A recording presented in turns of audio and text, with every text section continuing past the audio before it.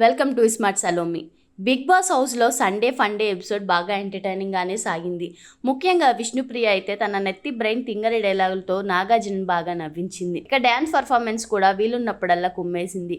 ఇక గేమ్ మధ్యలో నామినేషన్లో ఉన్న ఒక్కొక్కరిని సేవ్ చేసుకుంటూ వెళ్లారు నాగార్జున. ఇక చివరికి డేంజర్ జోన్లో ఉన్న పృథ్వీ, అభయ్ ఇద్దరిని యాక్టివిటీ ఏరియాలోకి పిలిచారు. అక్కడ ఎవరి కాళ్ల కింద రెడ్ లైట్ వస్తే వాళ్ళు ఎలిమినేట్ అన్నారు.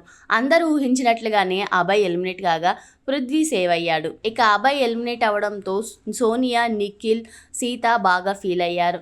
ముఖ్యంగా సీత అయితే బాగా ఏడ్చింది. అభయ్ స్టేజ్ మీదకి రాగానే తన జర్నీ చూపించారు నాగార్జున. అయినా సెల్ఫ్ నామినేట్ చేసుకున్నావు కదా, అదేంటి అభయ్ అంటూ అడిగారు నాగార్జున. దీనికి తన ఆన్సర్ ఇచ్చాడు అభయ్. అంటే నాకు జీవితంలో ఎప్పుడూ ఒకటే సార్, ఎప్పుడైనా నీకు డాడీ కావాలా సక్సెస్ కావాలా అంటే డాడీనే కావాలి అన్నోటండి. అలాంటి నాకు మా నాన్నకు గుర్తుగా మిగిలింది ఆ వాచ్ ఒకటే. నిఖిల్ నా కోసం అది ఇచ్చేసరికి నేను అడగక ముందే చెప్పేశాడు, నీకు అది ఎంత ముఖ్యమో నాకు తెలుసురా అని. అలాంటి వాడికి ఇవ్వడానికి నా దగ్గర ఏం లేదంటూ అలాంటి సమయంలో నాకు ఆ అవకాశం వచ్చింది. కానీ అది నేను చెప్పలేను. అందుకే సెల్ఫ్ నామినేషన్ వేసుకున్నాను.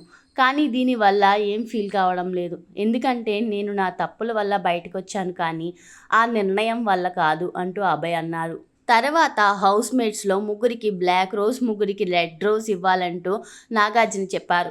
దీంతో ముందుగా విష్ణుప్రియకి బ్లాక్ రోజ్ ఇస్తూ ఒక సలహా ఇచ్చాడు అభయ్. ఇది సలహా కోసమే ఇస్తున్నా, కొన్నిసార్లు నువ్వు కొన్ని పదాలు తెలియకుండా అనేస్తావు, తర్వాత వచ్చి సారీ చెప్తావు. అయినా నువ్వు అనకు, ఎందుకంటే నీ మనసు చాలా మంచిది అంటూ అభయ్ అన్నాడు. తర్వాత మణికంఠకి కూడా బ్లాక్ రోజ్ ఇస్తూ, ఆ దోశ దగ్గర జరిగిన ఇన్సిడెంట్ ఉంది కదా, అలాంటి సమయంలో వీలైనంతగా దూరంగా ఉండు అంటూ మణికంఠకి సలహా ఇచ్చాడు.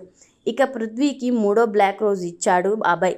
నిన్ను నేను ఫైనల్లో చూడాలి, అందరూ నిన్నే పాయింట్ చేస్తారు, అగ్రెషన్ వచ్చిందంటే ఈసారి ఆ చేతులు నీ వైపు చూపించకూడదు అంటూ సలహా ఇచ్చాడు. తర్వాత మొదటిగా రెడ్ రోజ్ నిఖిల్కి ఇచ్చాడు అభయ్.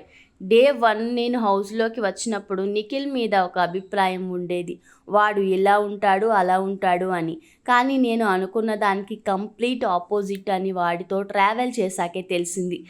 అలా తెలియకుండానే ఇద్దరం చాలా క్లోజ్ అయ్యాం, కొన్ని ఇయర్స్ బాండింగ్లా అయింది అంటూ తన స్నేహం గురించి చెప్పాడు అభయ్. తర్వాత రెడ్ రోజ్ సీతకి ఇచ్చాడు అభయ్.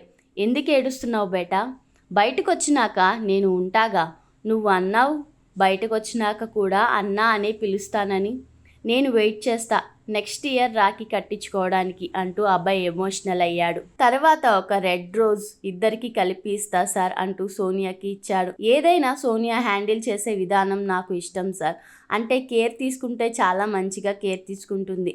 నా క్లోజ్ ఫ్రెండ్స్లో తను ఒకరు. ఇక్కడ తనని చూడడం ఆనందంగా ఉంది. నేను ఆడకున్నా నువ్వు ఆడాలి అంటూ అభయ్ అన్నాడు. రోజ్ నబీల్కి ఇస్తూ, మొన్న ఫిజికల్ టాస్క్ గేమ్ ఆడుతుంటే తనకి నడుం నొప్పి వచ్చింది. నా దగ్గరికి వచ్చి, డార్లింగ్ నేను ఇంతకంటే ఎక్కువ ఆడలేను, ఎందుకంటే మళ్ళీ నేను ట్రోఫీ ఎత్తేటప్పుడు ఇబ్బంది అవుతుంది, నడుం నొప్పి వస్తుంది, వద్దురా నడుం ఖరాబ్ చేసుకోకు, ట్రోఫీ ఎత్తు అంటూ ఆల్ ది బెస్ట్ చెప్పి అందరికీ బై బై చెప్పేశాడు అభయ్. ఇక అభయ్ ఎలిమినేట్ అయిపోవడంతో హౌస్లో 11 మంది సభ్యులు మిగిలారు. ఇలాంటి ఇంట్రెస్టింగ్ వీడియోస్ కోసం వెంటనే మన ఛానల్ లైక్ చేయండి, షేర్ చేయండి, సబ్స్క్రైబ్ చేసుకోండి.